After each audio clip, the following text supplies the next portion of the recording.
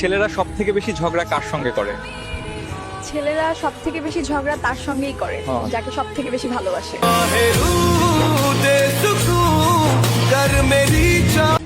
আচ্ছা, সুন্দর হলেই কি ভালোবাসা হয়?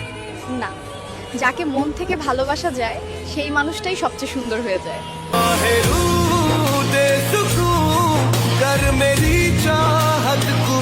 কোনোদিন ফিরে আসবো না। আবে তো যাও না, কে আসতে বলছো তোমাকে?